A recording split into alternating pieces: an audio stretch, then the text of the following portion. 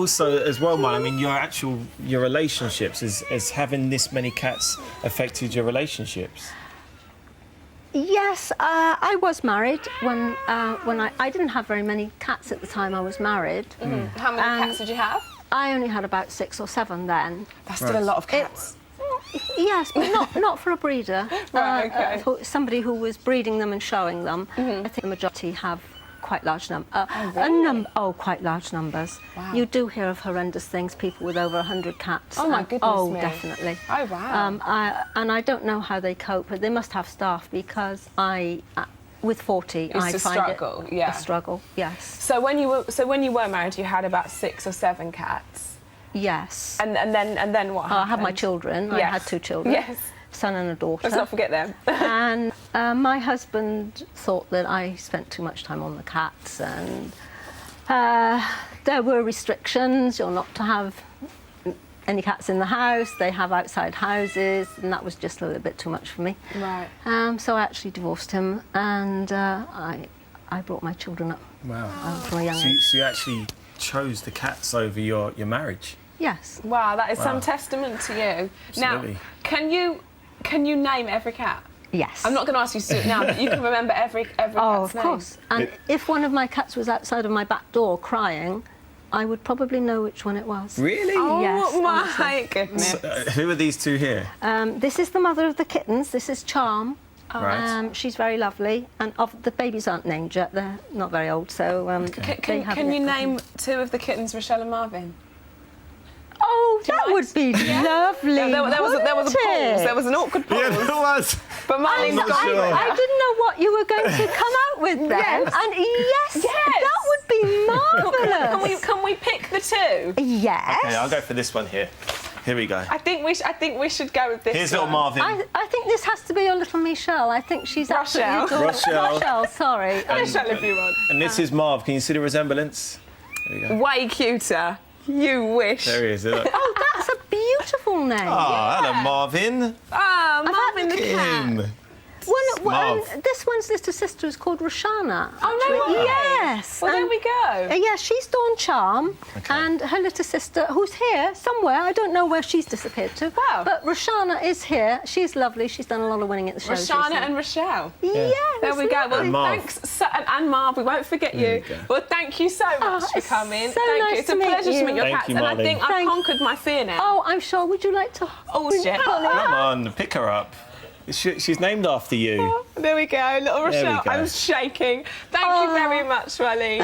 Right, still to come, we have the legend himself, Sir Terry Wogan. He's dropping by to books, I'm so scared, broadcasting, and David Bowie. He's here after the break. Oh, Marvin.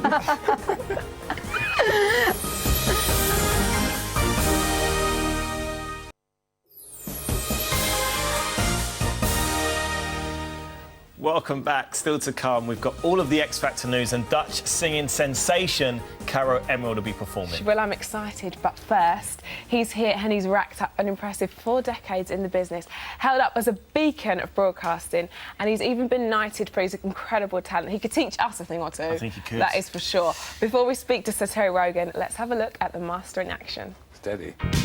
Wow. What a montage. That is impressive. Frankly, I don't want to see those pictures of a much younger man. You know, it's Absolutely indecent. brilliant. It's Love it. indecent. So Terry, we've got lots to talk about. First of all, you're here to discuss the huge American show, the Ed Sullivan Show, that's been brought back to the UK, and you're in No charge nonsense. I'm here for the pleasure of seeing you. Oh, well, that's Rochelle. very kind. That's what I'm here for. Thank you very much. You're a But gentleman. the old Ed Sullivan Show, you see, nobody here has ever seen it. Well, Marvin's a fan. I am. I said to Rochelle Do you last remember night. it? Yeah, well, you don't. You're too young. No, I'll tell you what it is. I'm a huge Michael Jackson fan, and Yeah. I used to watch all of the old footage of him in the Jackson 5, and I think, was the Ed Sullivan Show the one where he was like 5 or 6, one of the first Yeah. big... Well, I mean, the Ed Sullivan Show was the show that every other presenter lives in the shadow of, because the Ed Sullivan Show was that terrific, iconic thing on American television, which we didn't see here because, you know, BBC didn't buy it, and there was nobody else at the time. It was in black and white, Right. and Ed Sullivan was enormously powerful and popular, and also if you watch him in performance, probably one of the worst presenters in the history of television. He'd never get a job today, but, you know, he was a bit of a bumbler. Yeah. But the public trusted him, which is important to Yes. remember about television, that you don't have to be all that slick, you don't have to be all that perfect if people like you. And he had everybody on that show. Yeah. As I say, we're all living as presenters in the shadow of Ed Sullivan. It's a shame that we hadn't seen more of him, but I'm presenting this thing just so that you can see Absolutely. how important he was and the kind of people he had on the show. I mean, was he one of the first Americans to bring the Beatles over? Is that correct? Well, what happened was, I think he was going through London and he saw the Beatles arriving back from wherever they'd been at Heathrow and saw the huge fuss. And being the sharp journalist that he was, he signed them up immediately. And that was the first time they'd been seen on American television. Yeah. And of course, it wasn't just him. The Rolling Stones. Yeah. It was everybody. It was Elvis Presley. Elvis Presley. The And Supremes. Elvis Presley, I think, is interesting because after he'd performed once and when he came back to perform again, they only shot him from the waist up. Oh, really? Yeah. Okay. Because the mothers of you America start were doing that. complaining. Don't you start doing that. What's that? Just shooting from the waist up. You never know. Yeah. May need to. May need to. And also, let's sort of not pass over the fact that you've been hosting Children in Need for 33 years. That is a long time. Yeah, since it started. So that makes you 34. Since the major... Well, yeah, I was but a child. But, I mean, we started it in 1980, the telethon idea in 1980. And it's probably the most important... It is the most important thing I've ever done on television. And, it's, you know, it has an enormous amount of affection for me, anyway. And the British public have responded. Since 1980, they've given nearly £700 million. Wow. That's incredible. Absolutely. But it's incredible. for Britain's underprivileged children, and you know, the public respond. They responded last year in a record-breaking total, in the midst of possibly the worst economic crisis we've had for years and years. Yeah. So fantastic. Well, it's something that Rochelle and I always look forward to. I mean, we've been lucky enough to take part. Yeah, Yeah. I remember Children you. in every year. Yeah. I think I'm back again this year with the rest of the JLS boys. Yes, so you are. Along with One Direction and Ellie Ellie Goulding, Goulding. yes. We're doing something, I don't know if it's a secret or not, I think we're doing something on the EastEnders set. Well, let's hope it's not a Well, I secret. hope it's not, because if not, I'll just give Well, it of course, away, we're doing it in Elstree Yeah. because the television centre is now closed for that kind of thing. Yes. So we're doing it over where they make EastEnders. So there will be a lot. We'll be in the Vic and all the rest of it. Yeah, and I've heard the EastEnders casts are doing a big performance as well, aren't they? Well, they always do. Yes, They do. I know everyone looks forward to that. They respond. Yeah, well, I'm delighted you're going to be doing it. Yeah. Oh, it's fantastic. Yeah, good. Would you ever do a performance on Children in Need, Terry?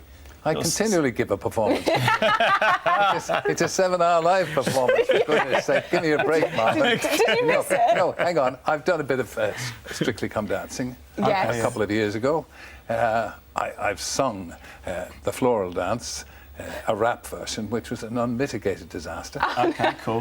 which people will never let me forget. Maybe you could be the 5th member of JLS this year. That'd be good. That'd be good. That'd be fantastic. Maybe the kiss of death. Well, listen, Terry, you've had an incredible career. I mean, Rochelle and I are both, huge fans of yourself. Oh, come along now. No, But no, we yeah, are. absolutely. I mean, first of all, have you got any advice? You know, we're new to the whole presenting thing. Have you got any advice for us as presenters? Yeah, don't do it. Don't do it. Get a proper job. Yeah, this is, No, this is. it's a bit late for that. No, well, maybe, but honestly, you may regret it in later life. OK. He's serious. Remember No, today. no, come on, you're naturals. Thank you very much. There's nothing I can say that can improve your performance. Thank you. you. So, now, can you talk to us about your book? I know you've got a book. Oh yeah, I've coming got a thing coming out, and I have another one next year. Because you've got to do something when you're a retired old geezer, Yeah. So I sit at home, I know. let's waiting write a for the book. muse to land on me head.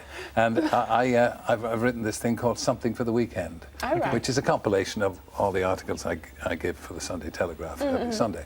And it's a thick volume. And then next year I shall be producing a slim volume. OK. Oh, okay. But this one, Something for the Weekend, comes out pretty soon. And old Ed Sullivan is on the 10th, which is the Sunday. Yes. And then, of course, Children in Need is on the 15th. Great. Wow. So, as I say, for 11 and a half months of the year, nobody pays the slightest bit of attention to me. Oh. And then for a couple of weeks, But it's all made up. I'm running around like a chicken with its head cut off. Exactly. So is there a target this year in which that No, you you need mustn't. to raise? You mustn't do that. Last Right. year was a record breaker at nearly Wow. 44 million. We're just hoping for the best. Yeah. That's all you can do. And if it's less, we're still grateful for whatever people give us. Yeah. And what would you say, Terry, over your career, what would you say is your personal biggest achievement? Surviving. No. You're still here. Fling into the wreckage. Yeah. No, children in need, obviously, is Yeah. the most important. And I had wonderful, wonderful years presenting a morning radio show on Radio 2. And I still do something on a Sunday with live music, which is great. Yeah. Maybe Great. JLS will come and join me. Yeah, absolutely. Would love to. And the Saturdays. There's a lot of And the Saturdays. collaborations. Yeah. Don't come together, it's a bit crowded. Yeah, it would be. Small studio, I'll let you have the okay. ladies first. You can have the Saturdays first. Okay. Yeah. Okay. We'll come in. Yeah, well, Terry, yeah. thank you so much. Pleasure to see you. much. Thank you. Right, still to come, from one great to another, Michelin star chef Atul Kutcher's in the kitchen with some delicious Diwali delicacies Yummy. after the break.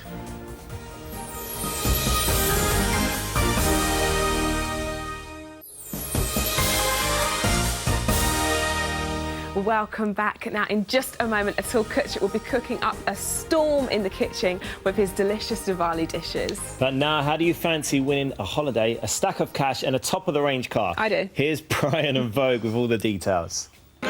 Good luck! And in the kitchen with Michelin star chef Atul Kutcher with some festival food ahead of Diwali on Sunday. Atul, what are you cooking for us today? Well, you know, Diwali is not a festival where you sit down like Christmas meal. Okay. So Right. it's a festival where you worship Goddess Lakshmi, Goddess of wealth. You want to welcome her home, and after worshipping, you go meet your friends and family. So you move from one home to the other, and you cannot sit down and eat in every home, every Right, household, yes. and eat. It'll be a bit too much, guys. So we came up with a system where we have small bites to eat. That's a really good idea. That's what I brought for you guys. So first is, right now, Jerusalem artichoke is Right. not in India. In India, we use something similar called colocasia or arbi.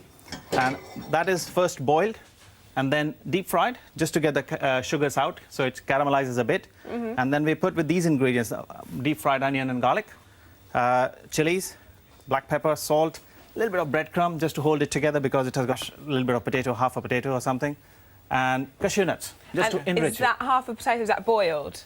It's boiled, yes, Right, okay. absolutely. And then some paprika and some garam masala. And then I got this mixture ready for you, Rachel, here. Right. And there's a lot of mint and coriander in there as well. Okay. So could you make me small I patties, will. I'm dainty just patties going to like quickly wash my hands that? because Oh, yes, of course. the of the cats. Yes. Lovely cats. I really like them. They're tiny, weren't they? Fantastic. Apparently the cats are trending on Twitter. Are you serious? Oh, wow. Wow. We're not, but the cats are. Well, the next one is Goddess of Lakshmi sits on Right. a flower. Her Right. throne is actually on a flower lotus. So Okay. we actually love lotus flower in India, and I'm sure anywhere else as well. Yeah, very So pretty. I'm using some lotus seeds.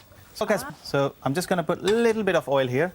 And where would Rachel, you buy do you those? meanwhile just make me some patties? Yeah. That Where big would or not? do you want me to make it? Small dumplings like that. Right. Okay. Okay. I'm doing a Lightly. home, so you can. Do you know what? You did this last time. He shows off when he's here and acts like he cooks at home, and he cooks zero. The most he cooks is beans and bacon. That's a big lie. But I It's heard big. you were a partial chef. I am, exactly. Don't See? encourage him I at am. all. He does not this need man knows. I like any this man. encouragement. So who's the Absolutely. cook at home? Me, I cook everything. Are You these cook the them. right size? The right size, absolutely right size. Right, Just okay. Flatten them a bit and put them in there for me, Okay. please. Baby, you can get stuck in here. Okay. Yeah, do it. Okay, once these are toasted, they go in the milk, straight. Oh, they are quite Oh, sticky. wow. And Okay. what's that you're toasting there again? There's only milk here at the moment. And what did you just put into the milk? Those are lotus seeds. Lotus We also seeds. call them fox nuts. Oh, so that's what happened to them? Absolutely. And then sugar, Oh, wow. Amazing. cardamom, which has been crushed into a powder. Okay? Okay. Just the seeds. We got some pistachio. This smells unbelievable. I got some raisins. And again, some chopped cashew nuts. And also some How walnuts. long does it take people to